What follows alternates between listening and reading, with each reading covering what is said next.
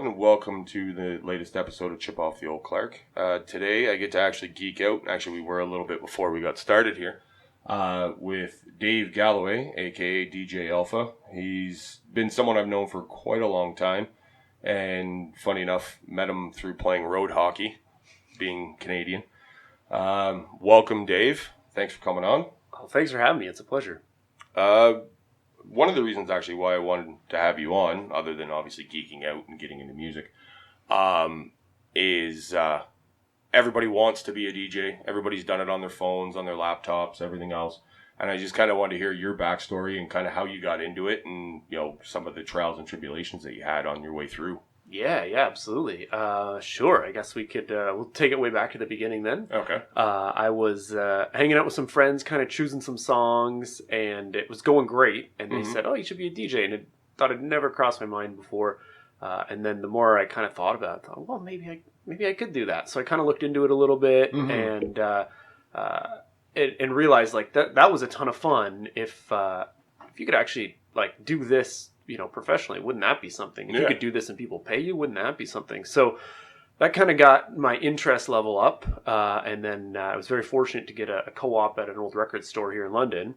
And they kind of taught me the ropes of, you know, how to DJ. And then kind of grew it from there. It was a hustle trying to, you know, get out and like anything, you know, the as you start off, people don't really trust that you know what to do or even that you know what you're doing. And so, you know, getting booked anywhere was few and far between. So, you know, I had grand dreams of playing, you know, 1,000-person parties or even high school proms or whatever. And, you know, all that took a whole lot longer than I thought it would. But, you know, it's kind of stuck with it. And eventually a few people will give you a few breaks and you just try to build on that and make it happen.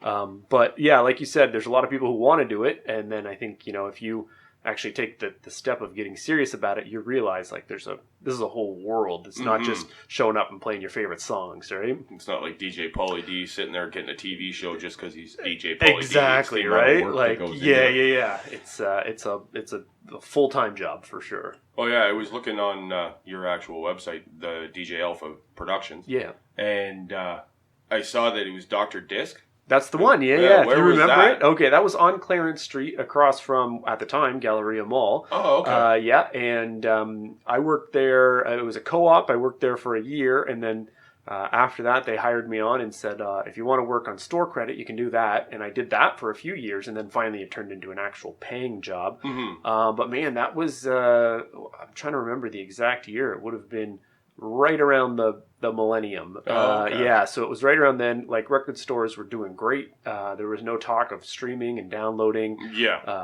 And so, you know, people were buying albums and records. We even sold tapes back then, and people would buy them. And like, it was great. It was an exciting time to be in the music world. Which is always funny for you and guys like you and I at the age that we're at. You know, you see these memes of, you know, if you were born at this time, and you see a cassette or you know, an 8-track for some of the older listeners, right? But yeah, like when it comes to that store credit, what were some of the music you were into back then that you started mixing? Oh man, so I remember the first record that I ever tried to mix was a record called Family Affair by Mary J. Blige, which was a huge club track at the time. I didn't have any club residencies, so my best bet was playing it to the 3 people who were shopping there, and then trying to mix. Literally, I had 2 copies of the same record, trying to mix them together. Just butchering it till finally one of the DJs there took total mercy on me. A guy named DJ Rez, who you know I still have much love for to this day, who said like if you're gonna do this is how you do it. And I guess he had just heard enough terrible mixing. He's like somebody's got to put this guy out of his misery. But I was very grateful that he showed me how to do that properly. And so I would buy up anything and everything. It was a different world back then because as a DJ, if you didn't buy it when it first came out, you probably wouldn't be able to buy it. So you had to have a good ear to be like, okay, I think this is going to be a hit. So I'm going to buy it, because if you didn't get it, the first or second week that it got shipped to the store, forget it. You just weren't going to get it. You'd have to wait probably a year to be able to get it again. Yeah. So it was a real hustle to make sure that, we had people lining up on Thursday afternoons to get down to that basement to make sure if we only got 6 copies of a record to make sure that they got one of those. Yeah. Cause I would assume with me, CDs and Columbia House and everything else, where it was, you can get the 50-cent record or Yep. whatever through CD, but I'm assuming the vinyl was few and far between. That's and exactly really hard it. to come Yeah, by, it was. And so you had to be on top of it. So, I have to this day, a basement full of records where probably half of them are hits that you've heard of, and the other half are songs that just never made it. But at the time, you think, if I don't get this, it might become big. I better buy it. And if I had a crystal ball to be able to make those predictions, I could have saved a lot of money back then. Well, and had the own TV show and on and on down the line, right? Yep. If you had that crystal ball. Exactly. So then what's changed now with the streaming services and that when it comes to DJing? Like, do you still do vinyl, or do you do kind of a mix of both? Yeah, or? I do. To look at it, it looks like I'm doing vinyl, and for all intents and purposes, I am actually using vinyls on Technique 1200 turntables. But the important difference is that now I have it connected to software. Mm-hmm. So I'm actually playing MP3s, but controlling those MP3s with vinyl. So it is kind of the best of both worlds. The part that I love is I don't have to bring out 12 milk crates full of records anymore, right? And the biggest limitation back in the day was that, if you were going to bring out 200 records with you, is that you had to kind of make a guess of what 200 records are people going to want to hear tonight, right? Yeah. And so, the worst thing in the world was to have a girl come up at midnight and be like, you got to play this song for me and my girls, and we're here for my birthday, and you own that record, but you didn't have enough room to bring it, right? Yeah. So, or you went, oh, nobody wants that tonight. exactly, right? Yeah. So, the nice thing about the technological advancements is that now I can easily have 100,000 songs on my laptop. And then even sometimes jump on Wi-Fi and download a song if that's necessary right in the moment, right? Yeah. So, it's nice. Unfortunately, it eliminated my great excuse of not wanting to play garbage songs, because I could be like, oh, no, I didn't bring that tonight. Yeah. So, now I have everything, unfortunately. So right? the Aquas and the... Exactly. Ace There's of no Bases escaping you're it, right? stuck with. Yeah, it's going to happen. It's going to happen. And yeah, with the pandemic, we were kind of talking before that Yeah. everything kind of went to the wayside. Weddings that I know obviously you do, which Yep. our listeners might not, just hearing you for the first time. But you actually did a quarantine series Yeah. online and on it was Facebook and Instagram. Yeah, wasn't we it? went through Facebook and Instagram for that. It was great. I hesitated a little in the beginning. I thought, is this really what people want? And then I gave one a shot. And, I think the timing was perfect, is that all these people either had been used to be going out week to week, or they just needed something to kind of be happy about for a little bit. So I would do, 1 hour sets, and I was honestly blown away with the response from it. Like, people really got into it, which, got me more into it, right? Oh, and so we went from just a couple kind of random one-off nights to, a full-on, hey, here's my schedule of what I'm going to do for these live streams. And then I started, people are like, hey, do a best of the 80s, do a best of the 60s. And I'm like, sure, what else am I doing right now, right? Yeah, So I remember the one actually that was all the 70s and going into the old movies like The Shafts and Full Metal Jacket, and you're sitting there and you're playing all these songs, and it wasn't just hip hop, or it wasn't just R&B, like you were mixing in rock, country, on and on and on down the list. Yeah. And it was just interesting to hear because, you go to the bar scene or you go to the club scene. Yeah. You're hearing one specific thing. Like, occasionally they'll throw an AC/DC song in at Right, the end of the night yeah. or whatever, but to watch you actually mix from, Ain't No Mountain High Enough Yep. to Thunderstruck Yeah. to Michael Jackson to on and on down the list, and the one was just amazing in my opinion. Oh, well, thanks very much. It's amazing to me, when we did the 60s and 70s, is as you're putting together the playlist for what you want to do, is how many songs were you like, I bet people forget how many of these songs they actually know, right? And, and if you ask the average person, what are your favorite songs from the 70s? They might have no clue, but they just didn't realize those songs came out in the 70s, and they still live on to this day, right? So it was fun to put that together, and then to hear exactly what you just said is people be like, man, there's a lot of good music that came out in this time, and it's just kind of didn't hold a place in our minds. If you're specifically a hip hop fan or an R&B fan, you would never probably be like, oh yeah, and I like these 3 AC/DC songs, but you probably do, right? You just might have forgot about it. Or like we were saying with the wedding, like with mine coming up and my fiance, it's you're sitting there going through those songs and you're going, well, what was the name of that song? What was the name of that song? Yeah. Oh, I really like that. Oh, crap. Yeah. And it just goes out of your mind, where with you even doing the quarantine series, when people were home and they were, looking for new music to, clean the house to or whatever, and all of a sudden you're like, oh, I remember I was, in grade 7 talking to this person when I heard this song the first time, and on and on. And it's just amazing how music has that attachment with absolutely everything. It's wild. And, I hate to say it, but yeah, probably my favorite music is from the late 90s, early 2000s.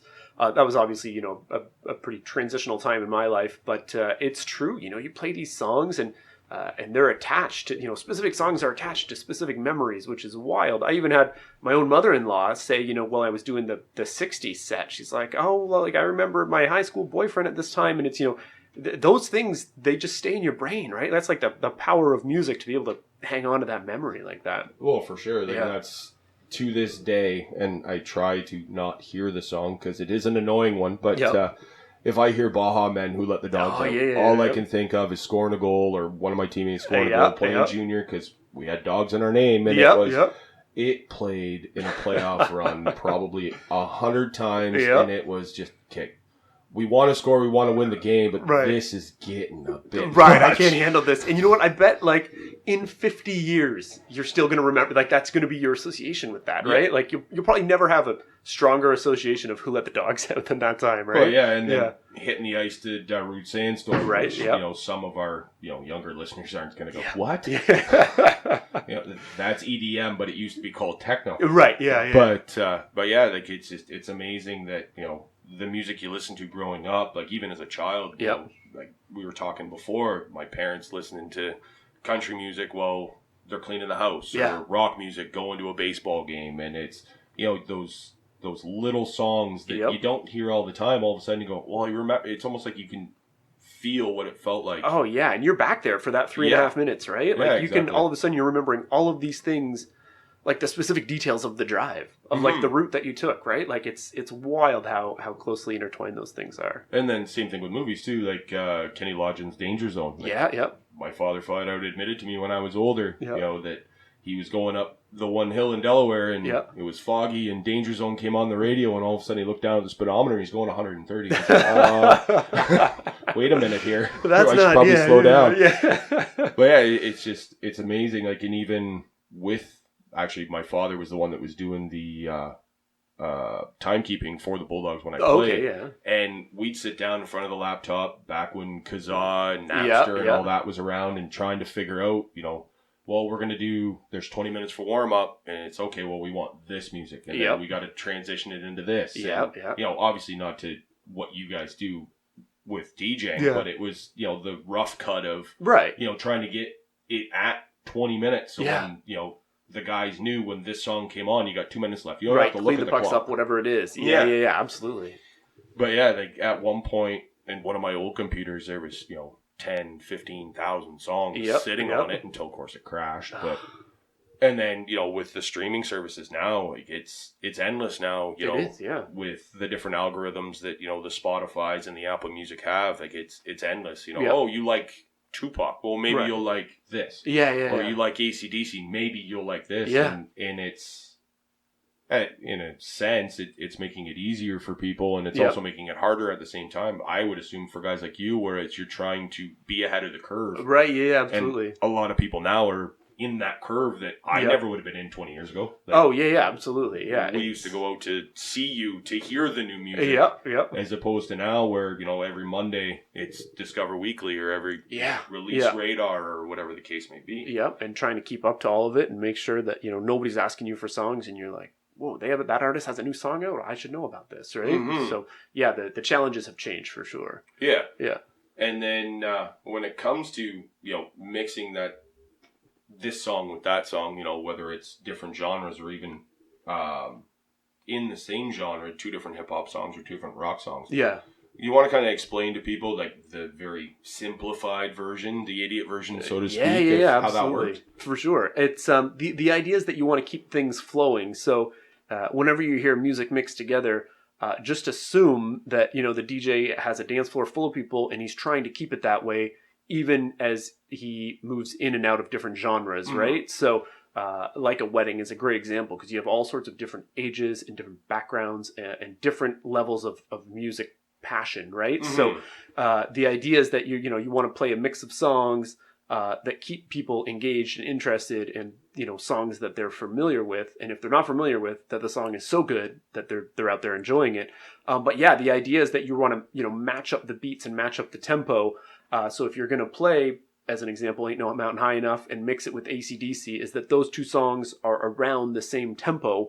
Because you can notice it. Like you might not notice it as a guest at an event, but you'll notice it if you're standing back and observing kind of the overall vibe of the people who are dancing. Is if you try to go from a very up-tempo song to a slow song, not even I don't mean like a slow love song, but I mean just like a song with a slower pace or a slower tempo, you can feel the energy in the room drop, right? Okay. So you want to make sure that, if you're doing that, it's purposeful, that you have some sort of, larger game plan at work here. If you're going to, build that energy up and then drop it down again, that you have, you're doing this for the right reason, right? It's not just because you want to break and exactly, right? Like, yeah. Well, if I just pull everybody off the dance floor, right? I got 4.5 minutes. Away. I can get over there. No, that's just it. And especially as a DJ, your number one goal is to get people up and dancing, right? And that's the whole purpose of you being there most of the time.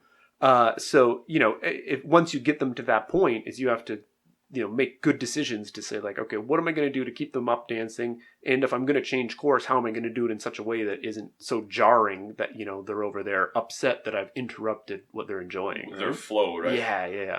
Oh, and that was another thing I've always been kind of interested in, going to the bar, like not so much weddings because it's a little more laid back. Yeah. But, like the Robinson Halls and stuff like that. Yeah. If you're from London, you kind of know what I'm talking about. For sure. But where it's... You guys are there from 11 o'clock till 2 in the morning. Yep. Before you, as you said back in the day, carrying your milk crates out Yep. to the car and everything else.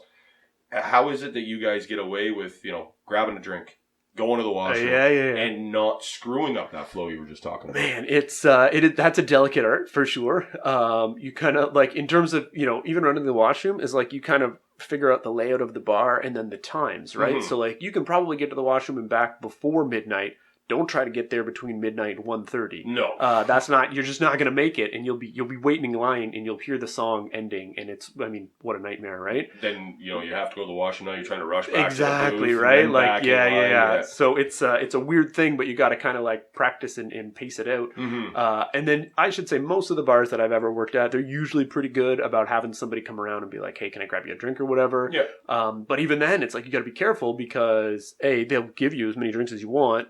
I don't drink myself, but you can understand how that could be a problem for a DJ. Especially a young one, too. Oh, yeah. But then even to say, like, even if I'm up there drinking Sprite all night long, is like, well, I can't have 6 Sprites here because I know I can't get to the washroom and back here. So, like, I got to be smart about this, you right? You got to kind of pace yourself, kind of like you would if you were drinking, just sitting at a bar having a good night. Right? Oh, yeah, exactly. And that's why I always felt bad. My friends would text me or whatever and send me a message and be like, hey, we're at the back door. You got to come let me in. And I'm like, it's not that I don't have the power to do that. That's one of the nice advantages you have as a DJ. It's that I can't get there and back in 4 minutes, right? So like, I feel bad that I couldn't always hook my friends up when they came out to see me, but it's, the priority is, you're hired to do a job. Yeah. And if you can't do this job, then how are you going to come back next week, right? Well, and it's not like a job, like a regular factory job. Or, right.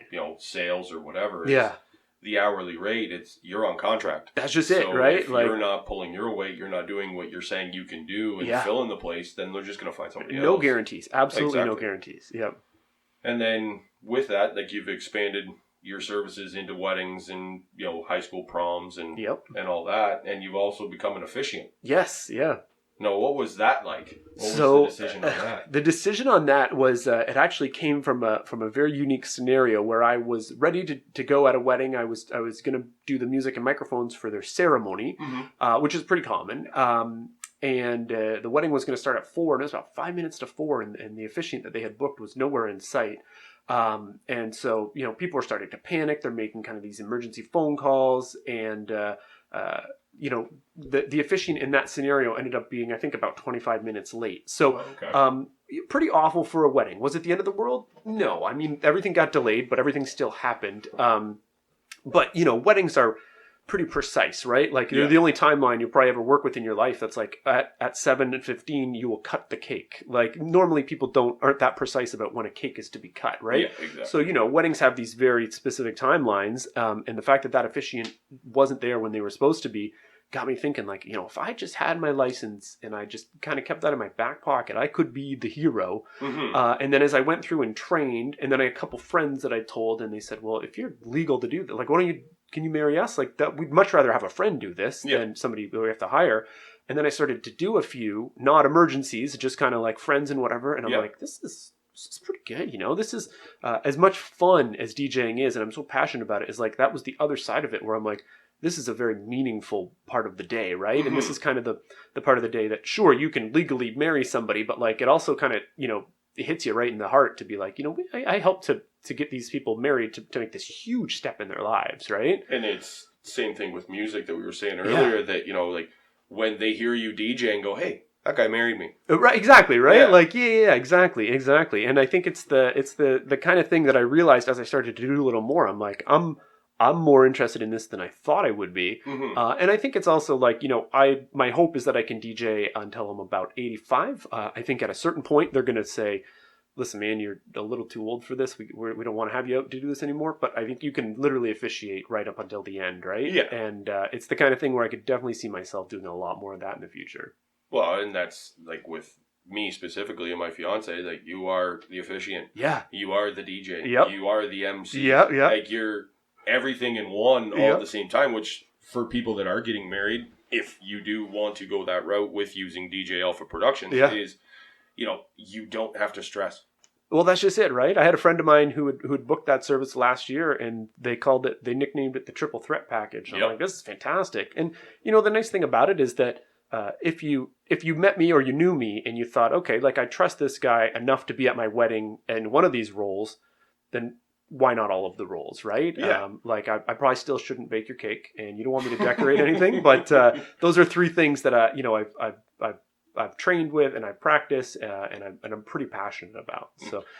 So same sort of thing with you can sit across the table and talk to me, but don't have me mix your music. Right, that's just it, right? Like, yeah, you'll quickly find out who's serious about this and who's not. Oh, right? For sure. So, yeah, and with that too, like with the emceeing specifically for ours, was we couldn't pick one. Right, exactly, yeah. And, like, as I said, like, I've known you for, 10, 15 years. Yeah. Personally, but then, professionally with you being a DJ since I was 18, 19 years old. Yep. Every time we were at GT's or we were at Thorny or we were at Robinson Hall, it was, you were always professional. You were always forthcoming. And, if you were never a dick, really. Well, it's funny because it's a job that it seems like it's just a nonstop party. And I mean, don't get me wrong, that's a big part of the job, but like, it's also a job and it can be a career if you take it seriously enough. And that was my whole goal that whole time is that, if I bring the right level of professionalism to this, then maybe I can do this full time at some point, right? Yeah. Which, I was grateful enough to be able to do a few years back. But it was, even back then, I'm like, if I can just, stick with this and take this seriously enough, I'll be able to make that jump from leaving my day job to do this, right? Yeah. So, I mean, I'm glad that you noticed that back then, right? Because that's, I think there's a lot of people who come out and they're just either like, oh yeah, the music was good, the music wasn't good, but they didn't pick up on those things that you picked up on, right? Yeah, like, and even with, like, back when you started and, GTs gave you that shot. Yeah. It was, I grew up in a small town. Yep. Played junior hockey in a small town. Yep. There was kids from London, guys from London that I'm still friends with to this day going, well, we got to go to GT's. Yeah. The first time they said, I'm like, well, what's so special about that? Well, this DJ's awesome. I'm like, all right, we'll go.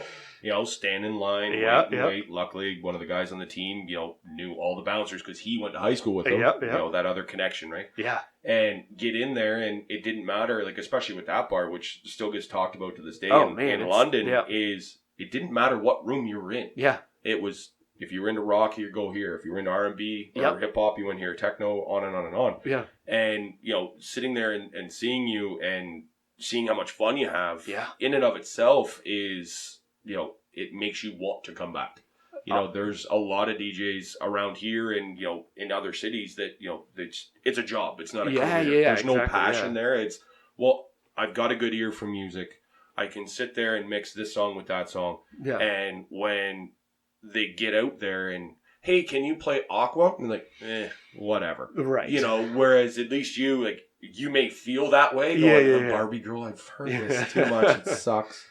But you still make it a personable experience where that person's not going to turn around and walk away and tell their friends, oh, well, he's a jerk. Right. Yeah, exactly. So, like, that was always the big push. Like, it was every Thursday night. It didn't matter, you know, whether we had school in the morning, whether we had a job the next day. It was you were staying till the music was done. Yep. And then, you know, you climbed into a car, you know, your parents, because, you know, we were still all at home pretty much. Oh, yeah. You know, your parents came and picked you up, or you went to a friend's house and then, you know, dragged your ass to work the next morning, hung over, or, you know, sometimes still drunk. Yeah. But yeah, it was almost like a Thursday night ritual that, you know, half the city of London was trying to get into that bar because of what you did. It was, oh man, I'm very flattered that you'd said that. I mean, it was the whole package. I think that bar was extremely well run, and I'm glad that I could be part of that team. But it was, I mean, there was a time where, like, if you weren't in line by 8:00, like, go somewhere else because you wouldn't be getting in, or you didn't know somebody that exactly was at the door, or a bartender. It was untouchable for a certain window of years there. Mm-hmm. Yeah. And they've tried to put other places in there, and they have fallen on their face. I don't know what it was about that place, but I would probably put it all back to the manager. It was Mark Surrey when I worked there, who went on later. He sold it, and then he went over to they're gonna kill me for forgetting that. But, it's gonna the Morrissey House, which is like more of a kind of pub thing, which is what he really wanted. He wanted to do food and drinks, not just drinks. Mm-hmm. And, you know, at the same time, like, you know, I think GT's had reached its peak. It was kind of, you know, at that point past its peak. And he said, this is probably the right time to shut it down. Yep. And let it live on in people's minds, like yours and mine, as just kind of a legendary experience. But I would credit him because he was definitely the head. And I think, you know, all the good things that came kind of filtered down from him. He, even to this day, after playing, you know, dozens, maybe hundreds of different bars since then, you know, he still stands out as, you know, this very, very upstanding kind of guy. And especially in that industry, you know, you don't always see that, right? You see a lot of people who they fall in love with the fame that like, you know, bars get, or the money that comes with it, or the, you know, the other world that's not quite as pretty with drugs and alcohol. And, you know, I've seen all those things happen too. And you know, I think you had a guy like that, he could probably open up another place tomorrow and have the same type of success. Yeah.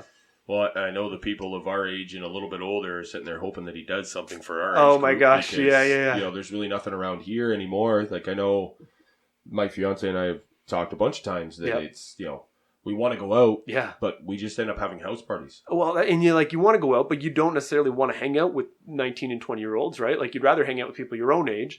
But I think even in that same vein, like, you know, in the times that I've thought about, you know, should I open up my own place? What would that look like? It's like, you know, maybe guys like you and me aren't going out 3 nights a week every week like those 20-year-olds are, right? So it's not viable. Right, yeah. So it's a different business model. And sure, maybe you and I would go out and actually maybe spend a little more money at a bar versus students buying their, you know, $4 drink specials or whatever. Yeah. But I think that's still the thing, is that, like, we just don't have the ability to do it Thursday, Friday, Saturday every week, right?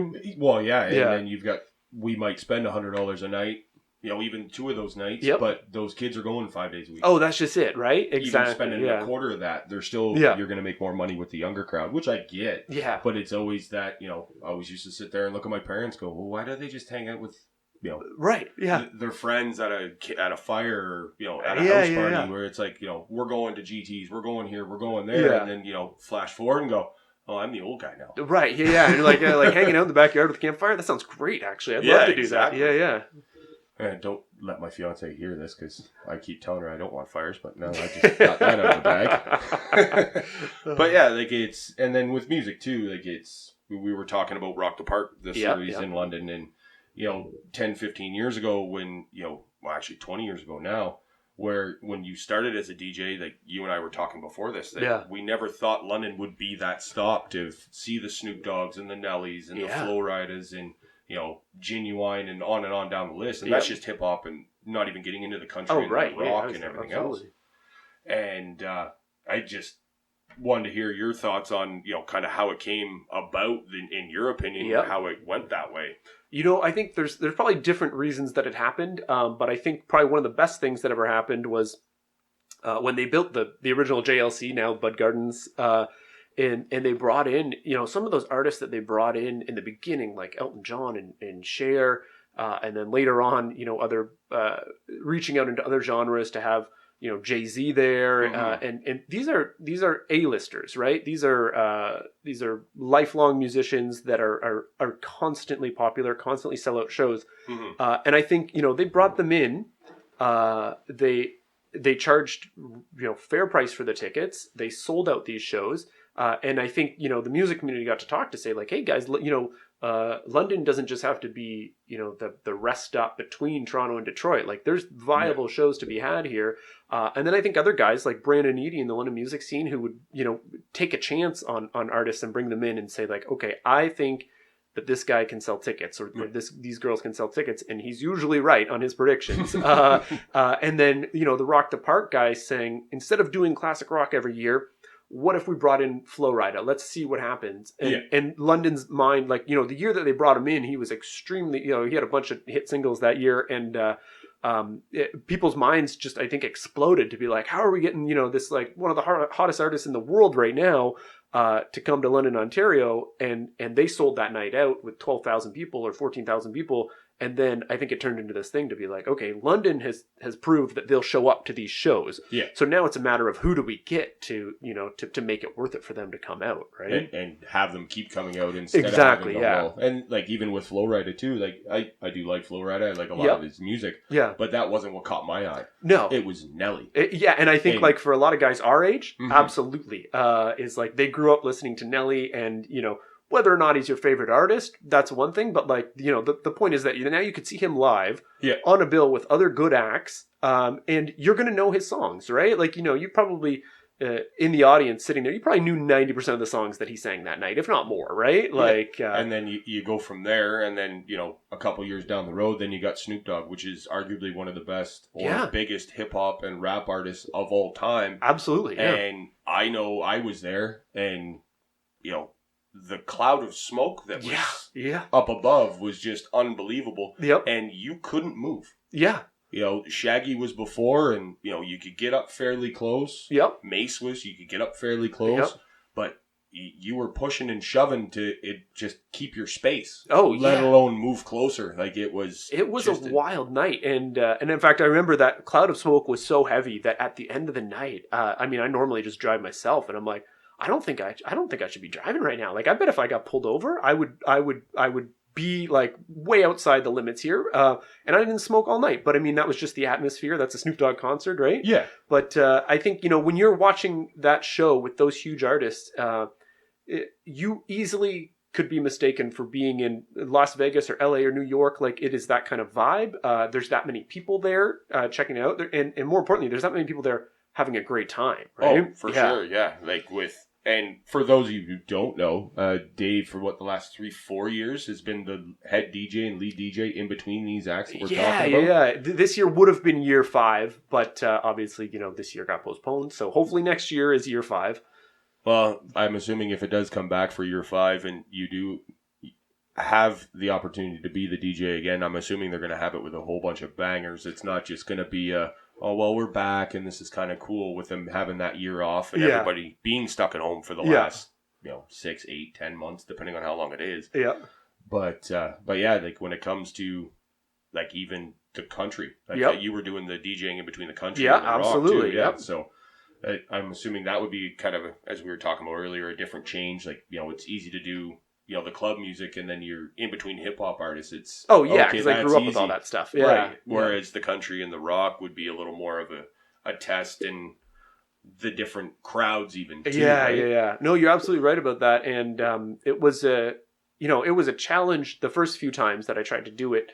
But I moved out to the country 7 years ago now, fell in love with country music. So now it's a very natural thing. It's, me going through my list of, okay, what's the hits that people want to hear?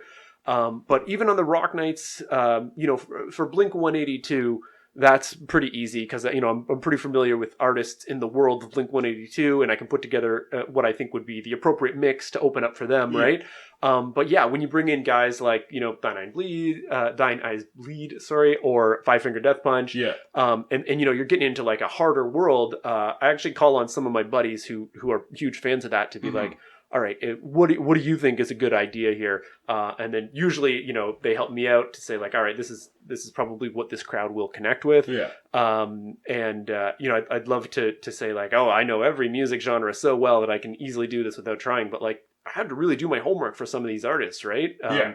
And especially like, you get into the world of saying like, okay, I have to find songs that are similar to this artist, but like nothing featuring this artist because they might perform this song and I can't. That would, that's a huge red X. You can't do that, right? So you have to do your homework to be like, all right, for example, when Old Dominion, huge country group, came through, I knew obviously they're going to perform any song that's done by Old Dominion, so I can't play that. Yeah. But they're also pretty proficient songwriters for a bunch of other artists. So they've got, some like Kenny Chesney songs and some Sam Hunt songs.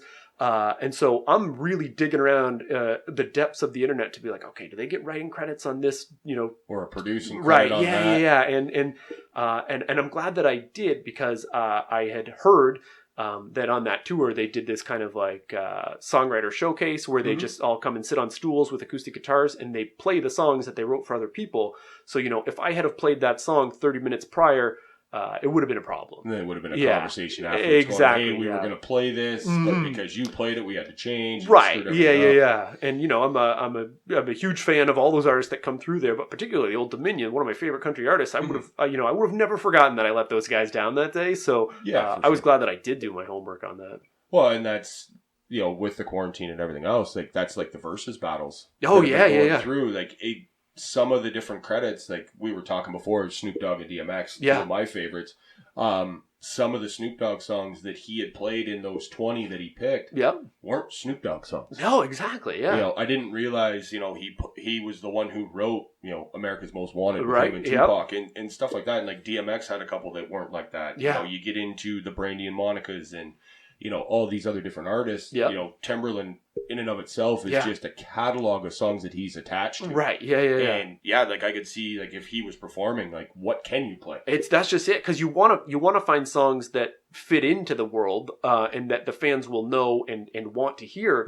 But the second you cross that line is like they could easily just pull the plug on you, right? And what's worse than that as a DJ playing in front of a bunch of people is somebody coming and pulling the plug on you because you crossed the line, right? And do you normally like with artists like Old Dominion or any of the hip hop or rock artists that you have played in between, do you have a conversation with them like, hey, is there anything that you're not gonna play tonight so I can amp up the crowd? Or? I wish that there was, because there's definitely artists who have come through that for whatever reason they didn't play one of their hits, and I thought, man, if I had played this hit, this would have just set it off, knowing that the artist wasn't going to play it. And then it's kind of, that was my closest connection to that artist. But no, truthfully, no, is as I don't get to have that conversation with the artist, I do have the conversation sometimes with their DJs. A lot of the hip hop guys, R&B guys, they have DJs there. Yep. And so we have the conversation to be like, okay, like you said, is there any songs that they're going to do tonight or not going to do that I could play myself? And even though, sometimes that happens, nobody's ever given me the green light to say like, oh yeah, he's not going to do this hit from whenever. Yeah.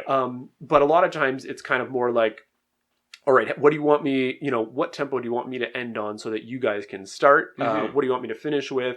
But then also some of them send out their DJs for 5-10 minute sets before they actually come out. And their DJs out there trying to get it even more hype before the artist comes out. And so I want to make sure that, I'm not playing all these party anthems for my last 10 minutes. And then that DJ comes on and he's like, well, man, that's my 10-minute set right there. Right. Yeah. So, you have to kind of check yourself and humble yourself to be like, I would have loved to play whatever it is, DMX or Snoop Dogg right now. But like this other DJ's starting with that. And like, this DJ is part of this artist and this artist is on the bill. So I have to, I have to know my place of, as exciting a job as this is that like, I'm still there in between these artists. That's my role, right? To make that music first. Check yourself before you wreck yourself. That's exactly it. Yes. Yeah, because like I remember, speaking of Ice Cube, like when he came on for the one concert in London that I was at, his MC and his DJ were on for 15 minutes. And he would not come on until the crowd was just nuts. Yeah, it's and I mean that's I've been in that position as well, and that's a fun job, right? To be like, oh, you guys aren't wild enough, and meanwhile it's like, people are taking their shirts off and they're getting carried around the crowd, and water bottles are flying. And I'm thinking in my head, I'm like, this is pretty wild. I think you could come out now, but this is part of their show. This is part of their process, right? Yeah, part of their mystique and everything. Exactly, else. Right? And that's they're the ones who have perfected it. So who am I to say otherwise, right? Yeah, yeah. Oh, and as we were talking earlier, like with different songs and different concerts, like I'm not even close to being a rapper, singer, anything else. But those certain songs come on, and you're singing the entire song. What's it feel like for you when you're doing a set, whether it's at a club or it's, in between sets for actual artists and that just DJing, where the crowd's just singing everything that you're putting across? What's that feel like? Oh man, that is like, I want to say it's the goal. It's one of the goals for sure. It's certainly one of the peak moments of the night is, if you got them singing along and you can actually like bring down the music and then they sing it to themselves and then you bring the music back in and match it up with them. It's a real rush to say like, all right, like I've made a decision that connected with these people. It was the right song at the right time, and everything just kind of worked out perfectly, right? And it's funny because, I used to think when I was first learning this, like, okay, like, once I figure out what these 5 songs are that people always want to sing along to, I'll make sure to play them at the right time. But the truth is they change, and sure, there's staples that may never change, but a lot of times year to year, it's like there's different songs that connect differently with people. And you have to make the judgment call to be like, all right, is now the time? Is this the right crowd for this song?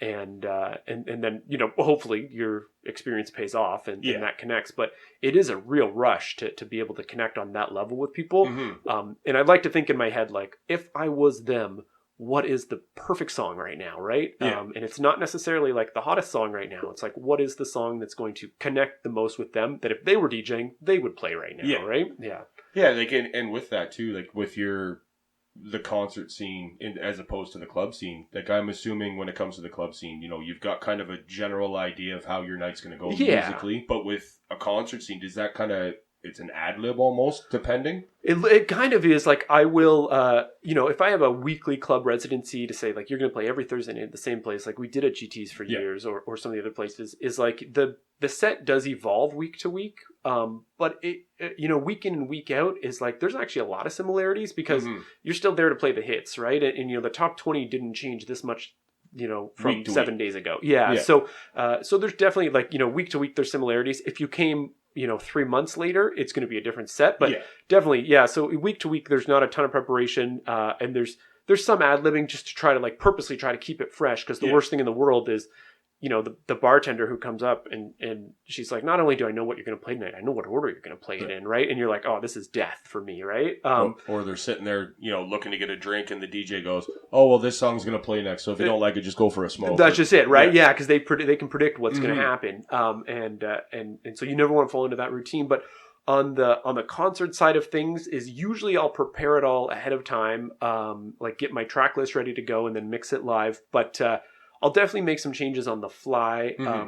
Sometimes I'll have a song that I'm like, this is going to be a banger. People are going to love this. And you play it and you just kind of get like a lukewarm reaction. And you're like, I got to switch course a little bit. Like, maybe they want to go a little more R&B than I thought. Or maybe they want to go a little older than I thought they wanted to go, if you're doing like an 80s night or a 90s night or something, right? Oh, okay. Yeah. So like it's one of those, you might mix in a song for 30 to 45 seconds normally, and then all of a sudden it hits and they just go, eh.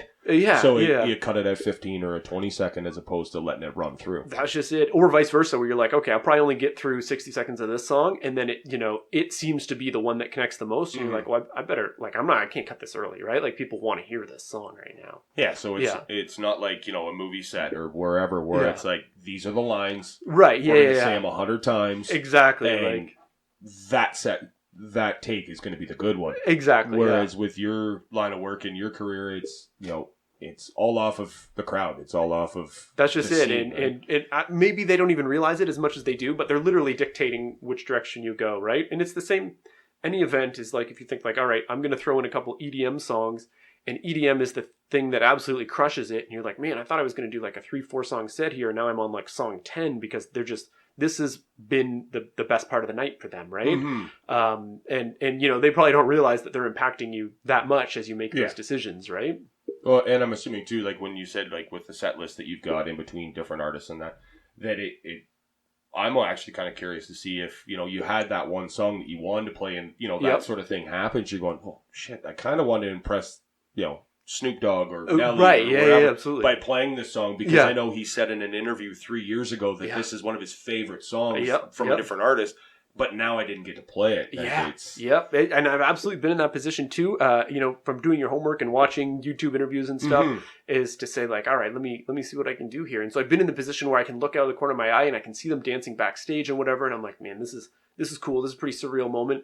But then other times where you're like, this crowd is just so on fire right now that if I try to play this kind of obscure album cut that Snoop Dogg said he liked, it's just not the right time to do and then this, he's got to walk out and then pump the crowd back exactly, up when it's my job to get them ready. Exactly. Right? Yeah. So it's it's kind of a fine balance between like, giving these crowd what they want and then like trying to kind of, I don't want to say show off, but, kind of trying to, show your worth a little bit to be like, hey, here's the reason I'm up here, right? Like, here's the reason they called me to do this. Well, and like as you said, like if you had done it this year, it would have been 5 years. Like I couldn't think of anybody else in the DJing world that I know of, being, in the younger years, being in the scene and everything else. And I couldn't think of anybody else that would keep the crowd up because, as I said before, like it's always been when you're there. My fiance and I follow you on Instagram. He's doing a wedding again. Come on, let's go to the bar. Give me something I can go to. Well, man, that's like a huge compliment. Thank you for saying that. That's because it was, the first time they kind of rolled the dice and said, sure, I guess you could try this, I was almost surprised to be like, oh, for real? Okay. And then being like, well, if they're going to give me this chance, I got to prove that I'm worthy of this, right? And show them that, I asked to do this because I really, really do believe that I can do it, right? Well, and that's not a slight to any of the people that actually work for you at not DJ at all. Alpha. Yeah. Like, there have been a whole bunch of different ones that have come on, at the different bars or even...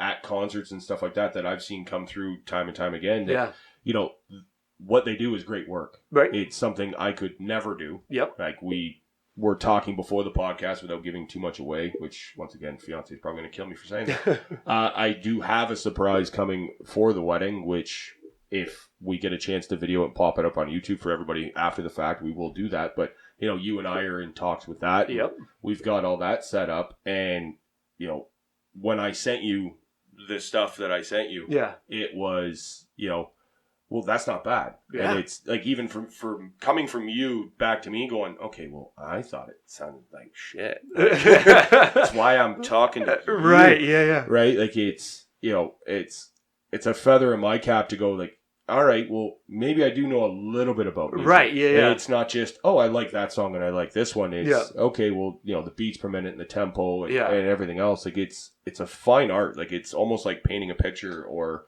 whatever. It's not something you can just pick up and do.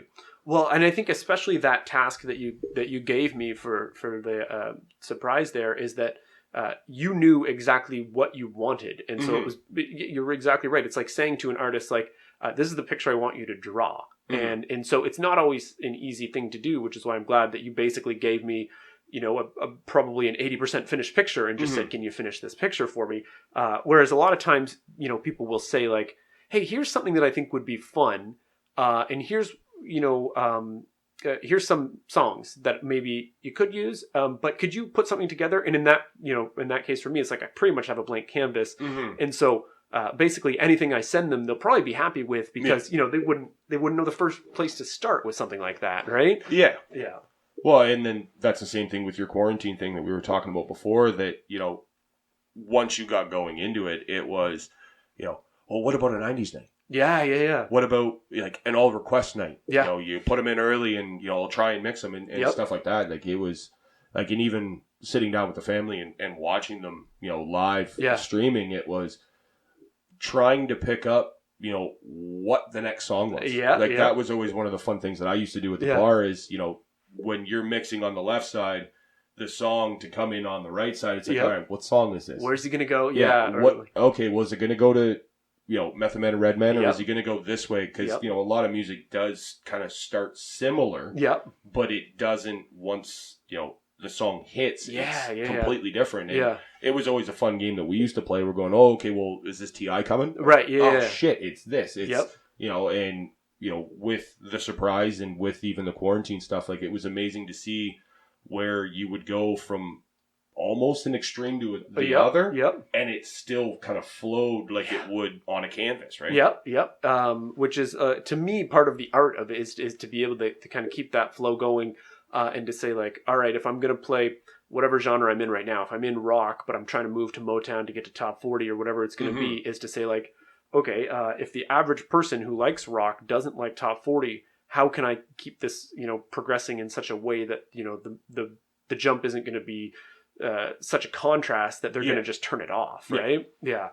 Well, and that's, I'm assuming, is a massive, challenge is, going from an AC/DC to try and get into Marvin Gaye to then try and get back into, the Backstreet Boys and on and on and on, trying to mix all that. And again, some of the ones that you have mixed and even some of the other DJs at clubs, it's like, where did that come through? Right. In your mind? How did this all come to be? And I think, the nice thing about doing it on the live stream is that I did kind of have the ultimate power to just be like, listen, I'm going to take this where I want to take this. And you're either going to watch it or you're not. But it kind of stemmed from the dance floor to be like, if we're at a wedding right now and I've got, Uncle Andy dancing to, Bay City Rollers, and I have to get this request on for this bridesmaid of whatever it is, Barbie girl, like you said, or Beyonce or something, is like, I don't have, this bridesmaid isn't going to give me the luxury to take 40 minutes to take the journey to get there. She wants to hear this within the next 4 or 5 songs,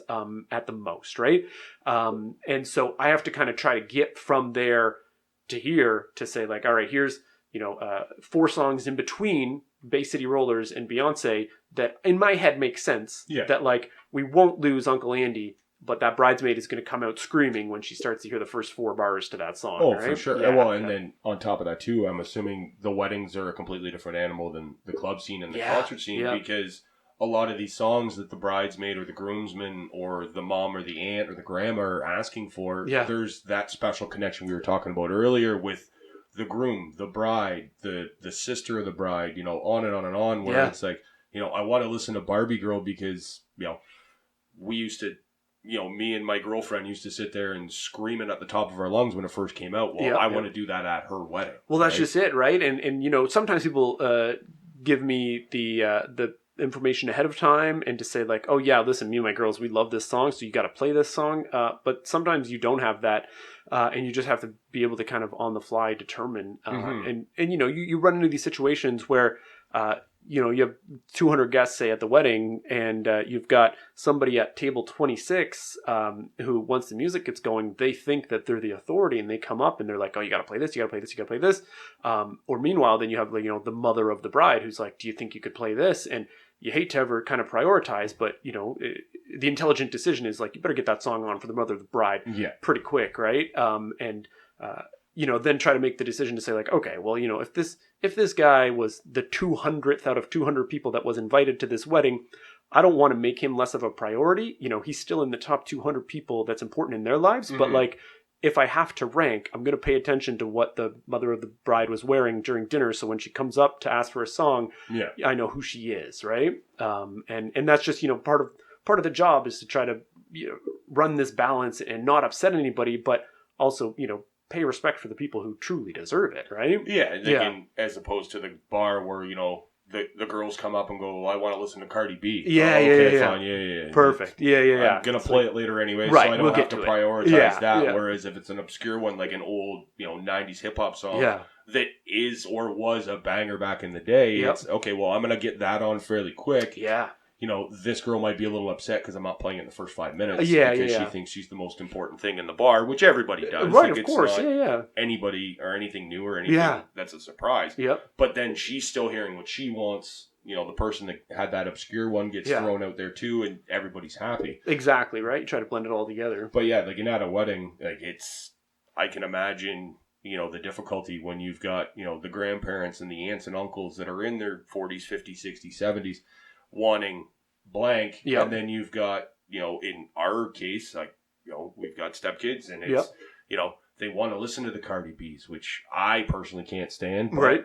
it is what it is, right? Like everybody's got their different taste in music, and trying to mix all that together is just it is. It is. It's a real challenge, and I mean, it's a challenge that I love and that I'm up for. Mm-hmm. But I mean, it's also such a subjective thing, right? Like you could walk away from your own wedding and be like, hands down, best night of music I've had in my entire life. And I hope you do feel that way, and it's very important that you do because you're the client that day, right? Well, yeah. But I mean, you could ask, the 99th person on your guest list, like, was that the best night of music? And it's so subjective that they could be like, oh yeah, no, it was fine. Like, and they wouldn't hold it in the same regard that you did. Probably because you had a lot more control over the playlist that night than they would have, right? Yeah, well, and with the wedding too, like mine specifically, like I know my father's not a big fan of rap and hip hop, like that's not his style. Yeah. Where it's mine. Well, he's going to hear more of that at my wedding than ever would have happened at his. Right, exactly. His parents didn't have much of a say on what music was played at their wedding, as opposed to he's now not getting the same say. Well, that's just it, right? Yeah, and we're going to try to work out a formula that makes sense to say, like, okay, if your dad isn't into this stuff, let's try to figure out the right time and kind of placement throughout the evening to play it. But like, if you said, I want all hip hop all night, it's still your call, right? Yeah. This is your wedding. I mean, I know from discussions that's not your goal here, but some people do want to do that, right? Yeah. Well, and then the great thing about my mother and all this is, she was the one, if dad was on the road or doing whatever it was that he was doing and we were in the car, she'd be like, hey, throw in that 50 Cent album. Nice. And we'd go and dance to it. So like there, it doesn't matter whether there's country or rock or hip hop or, 70s, 60s, 50s music. Yep. Like, geez, there's Elvis on the Spotify list that I've got. Yep. That, we're sending to you to kind of fish through and see what the ideas are. And it's great that way where, like dad's more pigeonholed, mom more open-minded. As we were saying earlier that, my fiance's not a big fan of metal where I am, and it's, everybody's subjective. And, when push comes to shove and at the end of the night, like everybody, I'm assuming, is going to have a great time, like being around family, being around friends and having great music that, at one point, I think it would probably make your job difficult, as we just said, to, kind of weave all that magic in there. Yeah. But at the same time, I'm assuming there haven't been very many events where you've left going, oh, I did a shitty job. Well, I mean, certainly everybody has their own opinion, and I'm sure there's people who have walked out and been like, that guy was no good. That's bound to have happened over my career. But my goal is to still make people happy and to impress people, right? And it's hard to impress mom and dad when it's 3 or 4 hours of songs that they just don't like, right? Or don't even know. And don't even recognize, or are offended by, right? Like, so my goal is that most of the people will leave quite happy. But, we'll still have conversations about, what does that mean to you? What does that mean to me ahead of time, right? And and although I want to impress everybody and make sure they have a good time, I don't want that more than I want you guys to get what you want here, right? And that's for the same reason that I've gone and DJ'd strictly country weddings.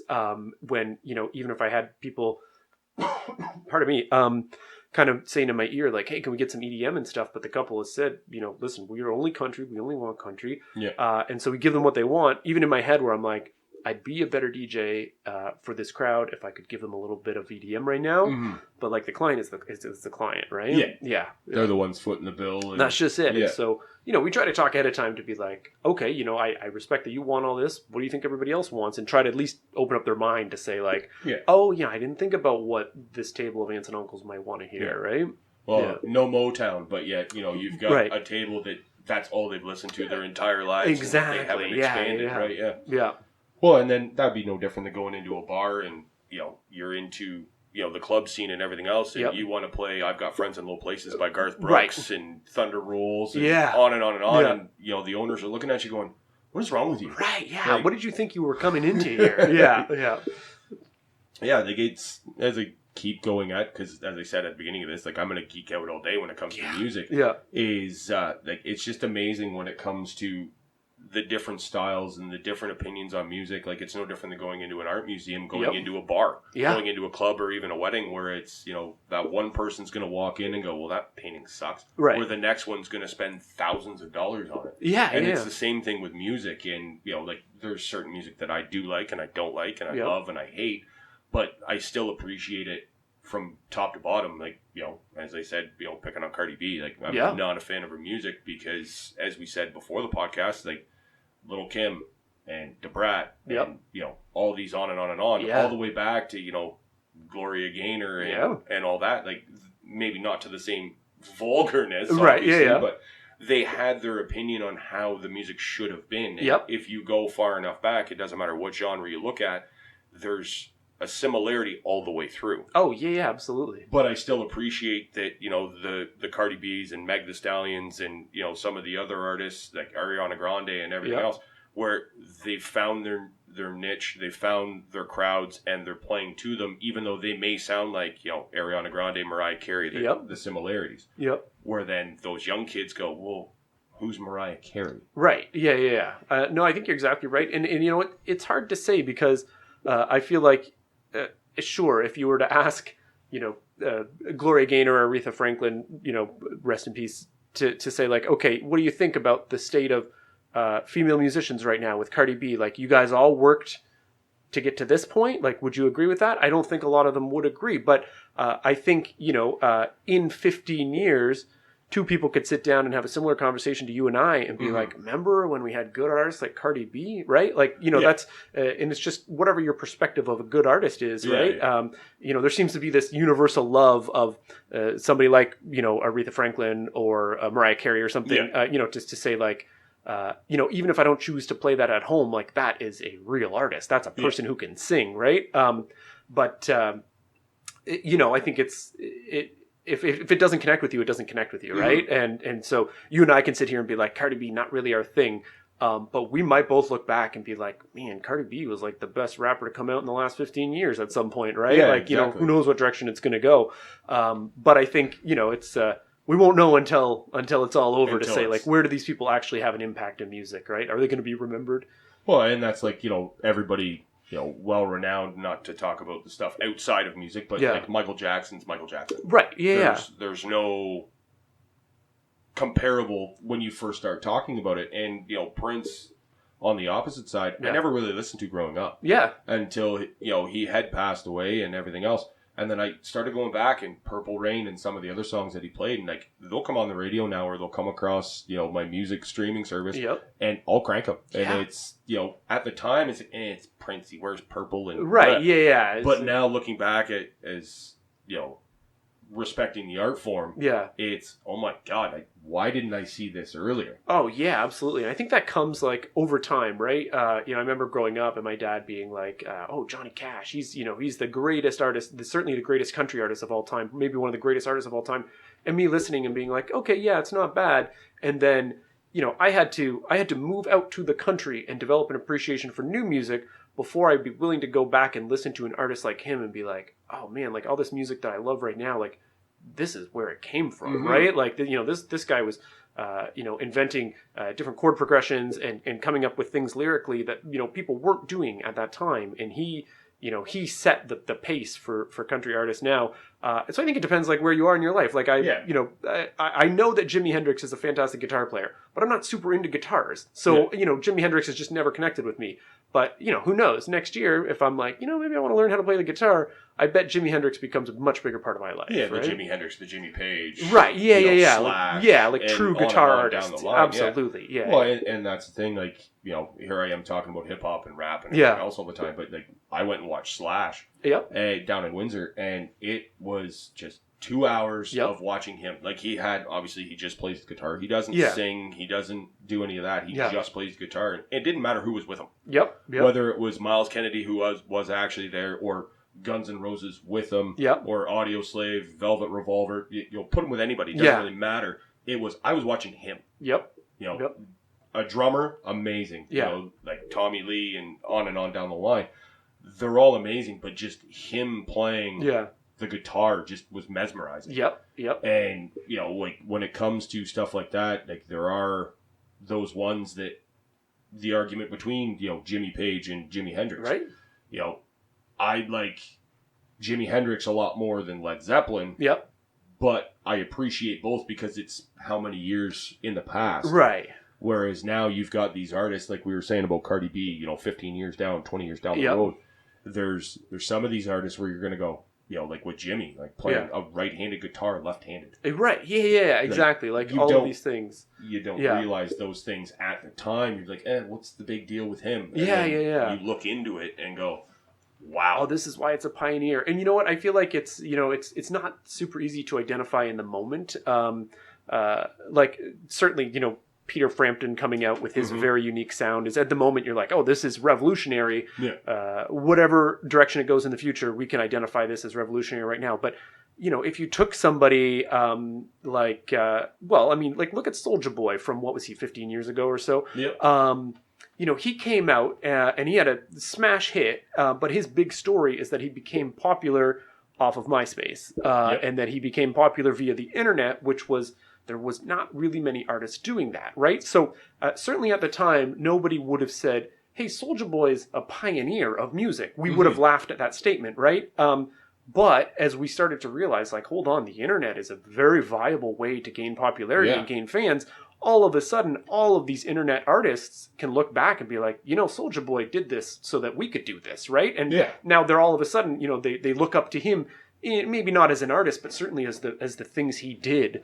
So, who knows? If the next generation of female MCs are all former strippers turned rappers, then everybody will look to Cardi B and be like, you opened the door for us. Thank you. Yeah, exactly. And like even going off the Soulja Boy thing, there'd be no Kane Brown to go to country. There'd be no Justin Bieber because Usher found Bieber on YouTube. Exactly, yeah. And I know of 2 Soulja Boy songs. Right, that's just it, right? But we all know the name, and we might even be able to do the dance. But I won't ever admit to knowing how to do that. I might know a couple steps. But the truth is that in the music world, it's like if he hadn't done it, you're absolutely right. Like who knows what the future of Justin Bieber would have been like, right? That kid in Stratford singing into his computer. Right. Could be just doing that same thing. Yeah. Me singing into the TV, listening to Much Music back in the day. Right. And just nobody saw you, nobody recognized you. Exactly. Once again, not to say I'm a good singer by any stretch of the imagination. Same, that probably wouldn't be the reason that I found success. No. Yeah. But it's amazing that, the Johnny Cashes being around Elvis Presley in that group at that time, which I didn't even know until the movie Walk the Line Legit, came out. Same. And I'm not even sure. I know my dad, he grew up obviously as a huge fan, but I didn't know that he had recorded, with Jerry Lee Lewis and Elvis and that group of people. But watching that movie, I was like, this is pretty eye-opening, right? And then even the stuff with June Carter and going from there, it was just amazing. And then you've got, the Jimi Hendrixes and the 27 Club. Like there's a whole bunch of them, the artists that, have passed at 27. And what would have happened if, Kurt Cobain and Jimi Hendrix had have lived past that 27? How would that have shaped the music scene from there? It's wild to think about because I always think about when people are, people's favorite pastime is debating the top 5 rap artists of all time. And Biggie and Pac always get mentioned in there. But I feel like, the point that is sometimes forgotten is that they both got killed in their prime. Arguably, maybe they had more great albums ahead of them, so maybe they were somewhere close to their prime, I would think. And you got to think, though, that if they stayed around for 15 or 20 more years, they absolutely had bad albums in them. They for sure did, right? Yeah. Like, even Jay-Z made Kingdom Come, right? Like, there's, every artist has bad albums in them, so they almost have a bit of an advantage, or Kurt Cobain to be like, hey, I made some incredibly good music for a few years. Right, I didn't get the test of time. Like some of these, like a Billy Joel or somebody, right? To Michael be like Jackson. Right, to be like, hey, I have a 40-year music career here, right? Like, they didn't have to prove. So we'll forever remember them as the great artists that they were, but not necessarily the artists they would have become, right? No, and to use Kurt Cobain, like the other side of that is Courtney Love. She's still around, and how's she doing in music? Right, people are like not super happy with her, even her own fans, and I mean. Forgive me for speaking ill of the deceased, but, Kurt Cobain was on a similar path to her in some regards, right? With addiction and things like that, obviously. He had his own set of struggles. So who's to say that he wouldn't have gone and done a solo show where he was so, whatever out of his mind on whatever substance that he just lied down on the stage until they pulled him off and that was the end of the show, which is like, we watched it happen with Courtney Love, right? And, it's not impossible to think that could have happened for him too, right? So like, you just never know where those artists would have gone. Well, and you see that too with comedians and that too. Yeah. Like you've seen Bill Burr go off in Philadelphia. Yep. You saw Cat Williams go off. Like people have off nights. Oh yeah, absolutely. But then when you've got the Biggies and the Tupacs and the Jimi Hendrix and these ones that have died or been killed or whichever way it went. Yeah.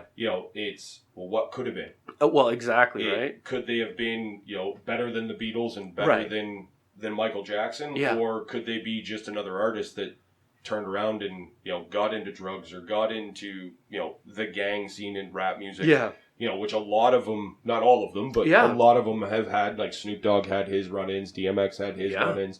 They didn't really get into that other than like Tupac with the stuff with the Crips and all that stuff, right? Yeah, and then potentially the retaliation with Biggie the other way around. Yep. In the gang scene, it's if that hadn't happened, what would have happened? Well, that's just it, right? And I feel like that's there's no way of us knowing. All we know is what did happen. But they were both deeply involved in the gang scene, like to the point that it's like that could have gone a million other directions that didn't need to be him dying to end his music career, right? Yeah. Like these types of things happen all the time. Or even the other side of things is like looking at artists who in modern day music recording is like. The deals you sign, a lot of them say you have to have a new album out every 24 months or 36 months, whether or not people want it. You still have to do it, right? And we've seen it from huge artists who are like forced to put out music when they're not ready to do it or they don't have something they want to say at that time. And then all of a sudden their audience is listening to it being like, well, none of the things you're talking about are connecting with me right now, right? Yeah. And so...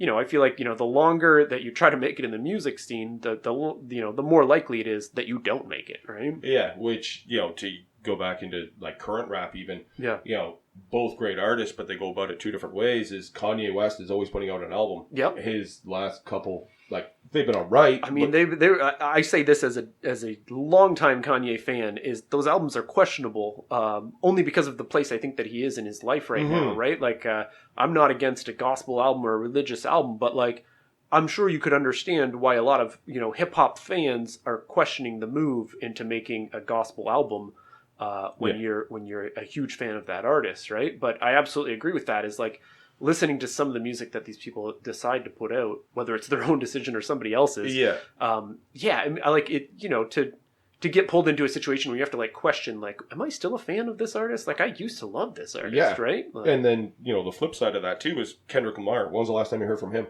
Right? Yeah. But he's waiting for that right time to release that next album. Absolutely, and every single Kendrick Lamar album that I've listened to, and I haven't listened to all of them, but, a lot of them I have listened to, you can see where he is in his life, and it's not that cookie cutter every 6 months, every 2 years, every 36 months. Yeah. You've got to release something. And I don't know whether, the music industry is just, that money hungry and not worried about actual good content, or they figure, if they put out enough content, there'll be 10 songs out of 40 that, are going to make them that money. Yeah. I mean, it could be either or for sure, but, I think that's probably a testament to his ability as an artist to say, like, okay, this is the kind of deal I want, where I'm not going to be rushed to put out these albums that don't really make a lot of sense, right? Yeah. Yeah. Yeah, like with the masters and, if you listen to different podcasts or listen to different things, like even, social media, like Kanye West is going off about, their artists getting their masters back from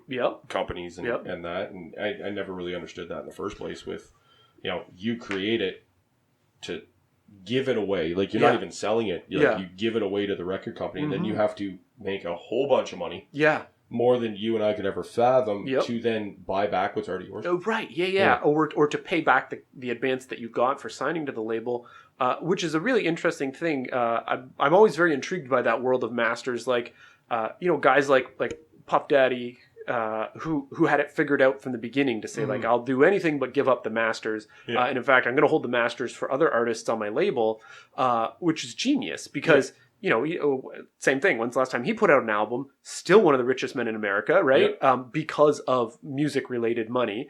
Or even, one of my favorite artists of all time, Wyclef of the Fugees, who kept all the masters from the Fugees records and his own records, and Lauryn Hill too. Yeah. and said like, listen, I don't have to put out albums all the time. I'm still doing just fine, right? And they're not the kind of artists that who knows what the future holds, but like even though you haven't heard a Wyclef song on the radio in probably almost 20 years now,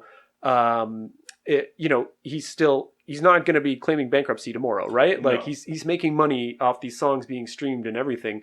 And I think actually there's a great song by Macklemore, like speaking of independent artists, who gained a lot of fame going the independent route, but where he basically breaks down a fake scenario of him going to a record label with his music, and the record label breaking down the percentages, and when everything was said and done, he was going to get 7% of his own music, which is wild, right? And them saying like 7% is a pretty good deal, and I believe that's like a real number that some of these artists get, and either they're just not well versed enough on it to know like, hey, 7%, you shouldn't get 7% of your own art, right? No. Or they're just so hungry. If you have a guy coming out of the streets who, all he knows is a life of poverty, and suddenly somebody says like, listen, I'm going to give you 7%, and I'm going to give you $200,000 up front, is like that $200,000 will change his life. And he's going to jump at that second, right? And I get that struggle too, but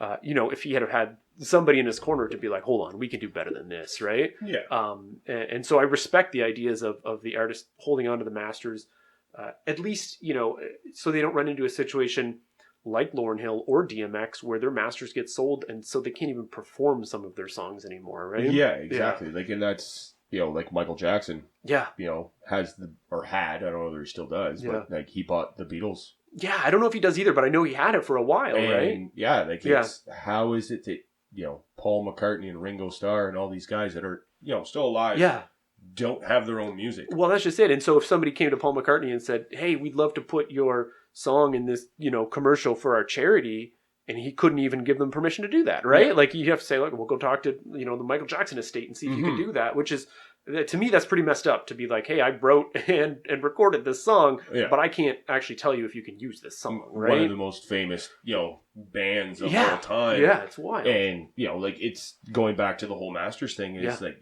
buying a house and going, okay, well, you can have 7% of it, and the people that own the house before you are going to stay in the other 93%. It doesn't make any sense. Why are you going to buy the house? Yeah. And I don't know. I mean, I don't know how other art industries work, but I have a feeling when a famous artist, when Banksy sells a picture, I don't think Banksy collects 7%. You know what I mean? No. Like it's, I think music and maybe movies or something is, they're exclusive in that right. That they have these uniquely unfair deals. Yeah, like The Rock makes $20 million a movie, but how much does the production company and the studio make off Jumanji? Exactly, right? Like you're paying Kevin Hart $20 million, you're paying The Rock $20 million, but you just made $3 billion. Well, that's just it. Yeah, exactly. Like, so that's the rest of the cost to make the movie. I get that. Yeah. So, somebody's getting a good payday on that. Yeah. But I actually think I've probably taken up enough of your time. I know you're a busy man and that, but I'd like to thank you for coming on. Man, it was absolutely my pleasure. I could talk about music all day, and I know you could as well. But no, I'm glad we got to have this talk here. Well, if we have some more stuff on music pop up, I'm sure you'd probably love to be back on. And please, yeah, absolutely, anytime. Alrighty, well, and actually, do you want to put out your socials? I'd be happy to, absolutely, yeah. If people want to check me out, easiest place to find me is on my Instagram, which I'm pretty active on, which is just really easy, at DJ Alpha Productions. And same thing on Facebook, at DJ Alpha Productions. The website is djalpha.ca. Those are usually the places that I hang out the most. Oh, okay, perfect. Well, everybody, here's another episode in the books for Chip Off the Old Clark. I, once again, like to thank DJ Alpha and Dave Galloway for being on here, and have everybody stay safe and stay opinionated. Thanks.